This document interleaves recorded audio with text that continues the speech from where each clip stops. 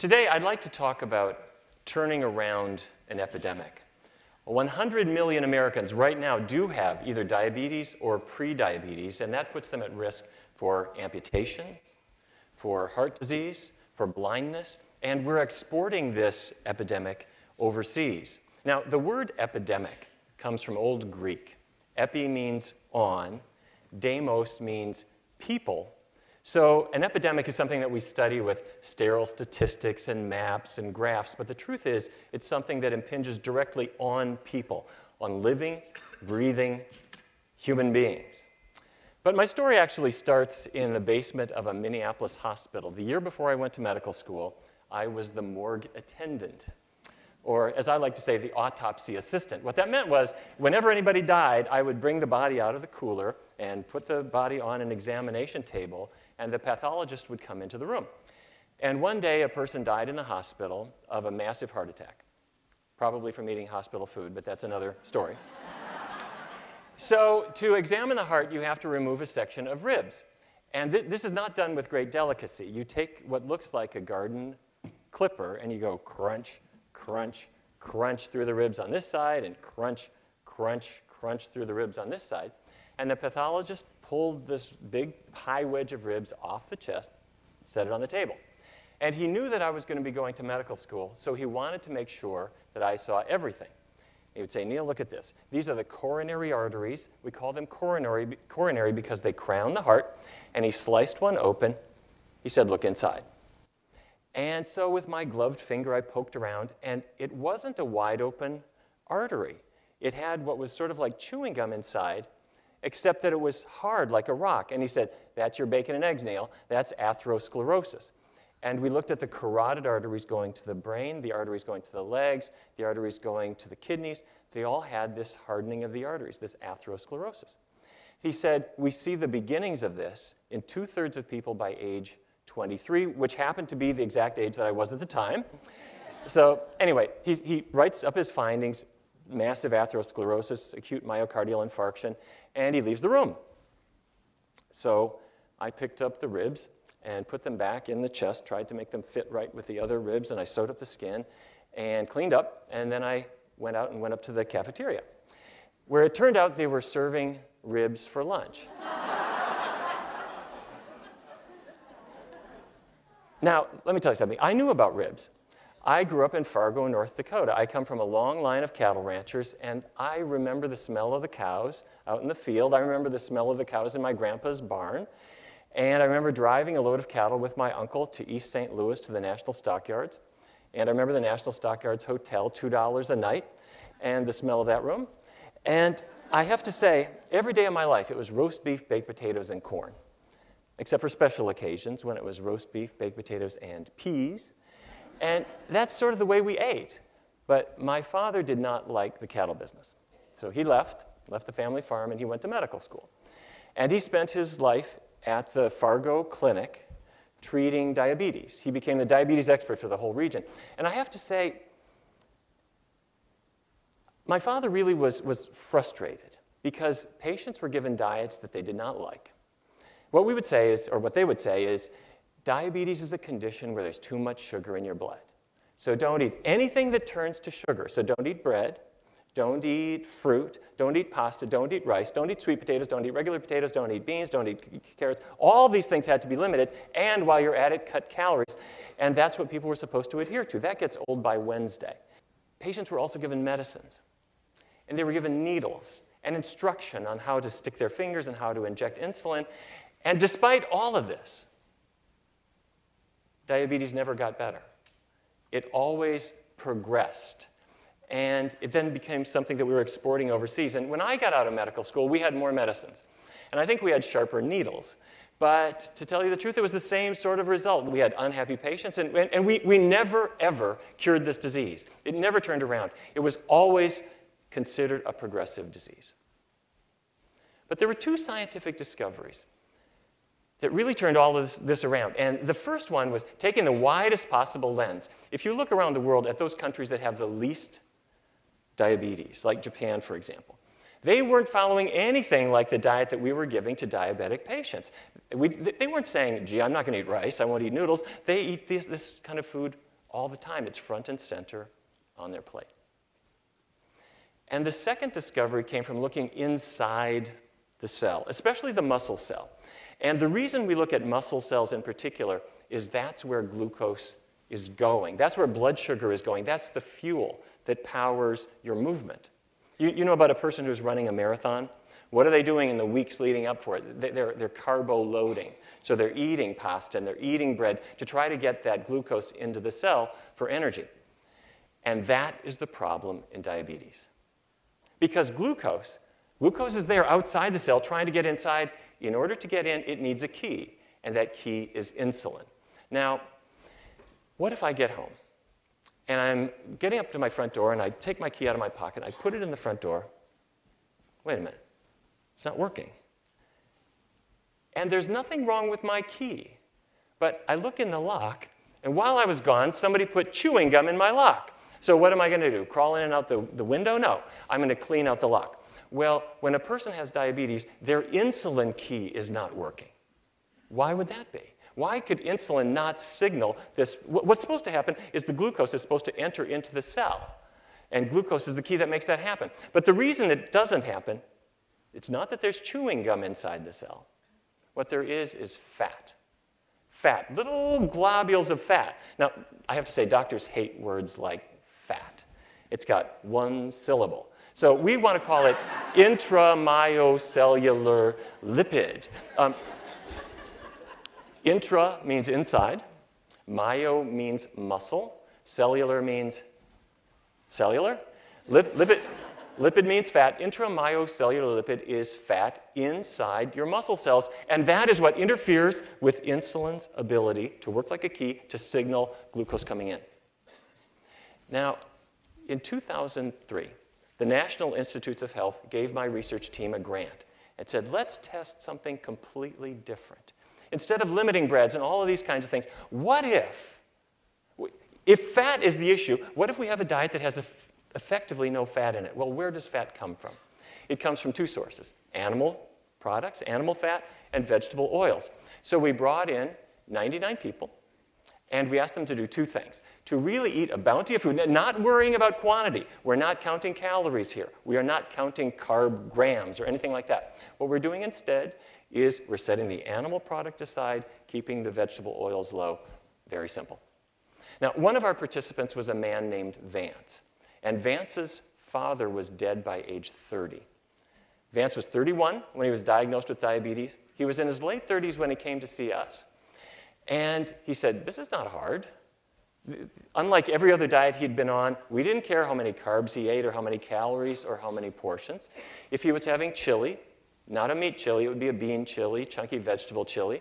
If he was having spaghetti, instead of a meat topping, it would be topped with artichoke hearts and wild mushrooms and chunky tomato sauce and that kind of thing. Very, very easy. Over a course of about a year, he lost 60 pounds. His blood sugar came down and down and down. And one day his doctor sat him down and said, Vance, I know you've had family members die of this disease, but as I look at your blood tests, you don't have it anymore.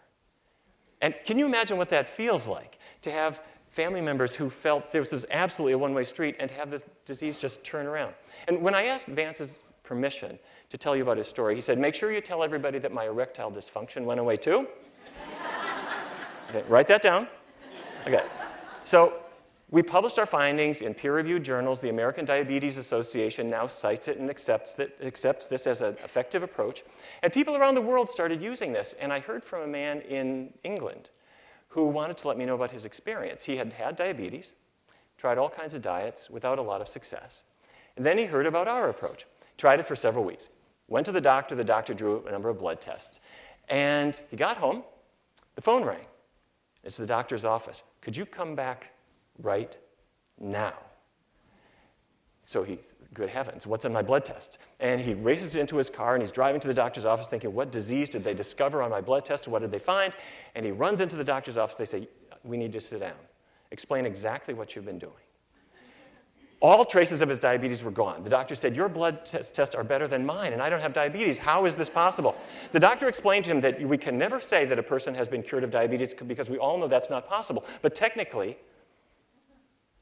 It's not there. And the doctor was skeptical. He said, come back in 2 months. I want to test you again. Never came back.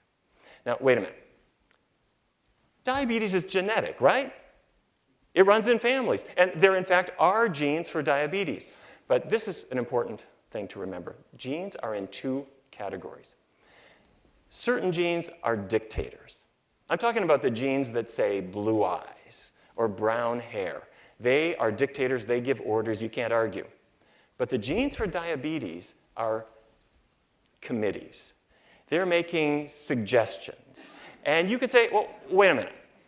I don't really think I want to have diabetes. And in fact, most disease genes, whether it's for heart disease or diabetes or hypertension, certain forms of cancer, even Alzheimer's disease, they're not dictators, they're committees. And their activity depends on what we put into our bodies.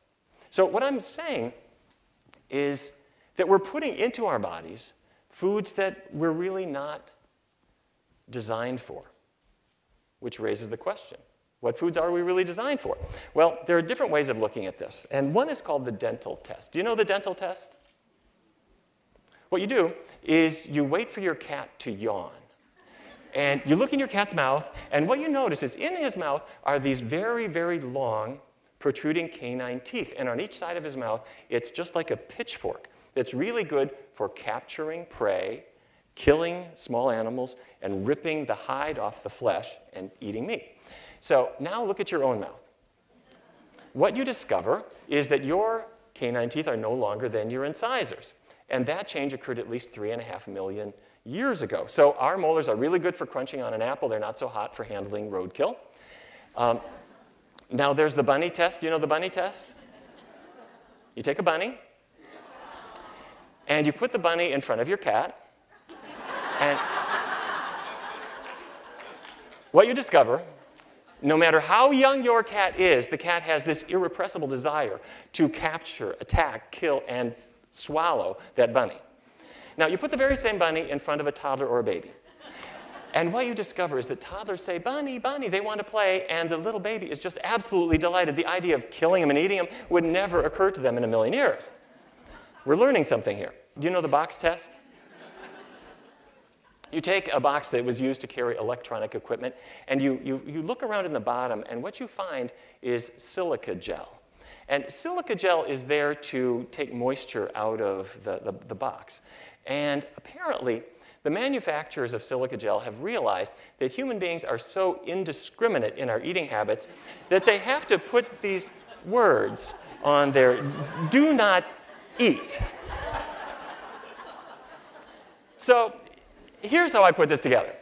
Human beings are naturally herbivores, but we're really easily thrown off track. So now, the fact of the matter is, before the Stone Age, people would have been just terrible hunters, really. You know this is true because we're not very quick.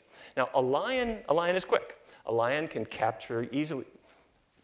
In the forest, a lion can easily catch a gazelle. A hawk or an owl can easily catch a mouse. Humans, we sort of catch cold. That's like it. We don't really detect prey very well. We don't have sensitive noses. If you look at a dog has a very highly developed sense of smell. They can detect prey at long distances, which is why they are used in airports to detect bombs and drugs and that kind of thing. And their sense of hearing far outstrips ours. They are outfitted to be able to detect prey. Now, human beings, we have cute noses and we have cute ears, but we really are pathetic as hunters. And if you're going to succeed as a carnivore, you need good sharp claws, good sharp teeth. You need to be very, very quick, and you need to have sensitive hearing, sensitive smell, sensitive vision. Which actually raises the question, what is the most sensitive part of the human body? What do you think? Well, I actually learned the answer. As I was coming here, I was at the airport, and the TSA agent pulled me aside, and he said, I got to do a pat down, but when I get to a sensitive part of your body, I'll use the back of my hand. And I realized that apparently the most sensitive part of the human body must be our backside, I guess. So anyway, what I take from this is that meat eating began somehow. How did it begin? I put that question to Richard Leakey. And Richard Leakey, the famous paleoanthropologist, and what he said was, you know, human beings as herbivores. You don't have to be quick, you don't have to be particularly sharp or sensitive, because you don't really have to sneak up on a strawberry. It's just sitting there, it's not doing anything. But to become carnivores really took some work, and it probably started as scavenging. In other words, a lion doesn't eat everything. When they walk away from the little pile of bones they've left, there's a little meat there, and humans could relatively easily sneak in and cut some of that off and take it back. Now, that requires having some tools to do that with. So once the Stone Age arrived, then we had the possibility of actually doing that. And once we had arrowheads and axes and that sort of thing, then we were really onto something. Meat eating really became a big thing. But we have pre-Stone Age bodies. To this day, when a person puts into their body plant foods, their arteries open up again. Their diabetes starts to get better. Their weight starts to come off. Their body starts to recover. Now, Americans, unfortunately, are really not on the diabetes reversal diet. Americans today eat more than 1 million animals per hour. And the Centers for Disease Control and Prevention say that 1 in 3 kids born in the year 2000 and in the years since is going to get diabetes at some point in their life. And you see the truth of it. Turn on the television. Half the commercials are for burgers, chicken wings, snack foods. The other half of the commercials are for medicines to undo the effects of all the foods that we're eating. So that's where we are. And what if it happened that instead of 100 million Americans having diabetes or pre-diabetes, what if all 100 million have diabetes itself, or more people than that, and all of them need medicines and testing and hospital care and so forth? Financially, it's a disaster. But personally, the personal cost is just incalculable. Now, I think we're starting to turn the corner. My family has promoted meat for generation after generation after generation. However, in 2004, we reached a peak at 201.5 pounds of meat. That's what the average person consumed in that year. And in the subsequent years, it's dropped and dropped and dropped. We're now under 190, and hopefully that downward trend will continue. But to this day, doctors, dietitians, nurses, they will say diabetes is a one-way street. It never goes away. But that was before we looked around the world and saw, there are dietary patterns that are more healthful. And that was before we realized that looking inside the cell, we can understand how this occurs, and we can understand how to reverse this process. And it was before we realized that patients will make bigger changes than we gave them credit for. So families like mine that have been selling meat for generations, instead, maybe we can sell carrots and asparagus and sweet potatoes and beans. And hopefully the autopsy room will be more neglected than ever, because people are going to live longer and they're going to live better. And maybe the hospital cafeteria, instead of serving ribs, could serve a bounty of healthful foods. And instead of studying epidemics, maybe we can celebrate a resurgence of health. Thank you very much.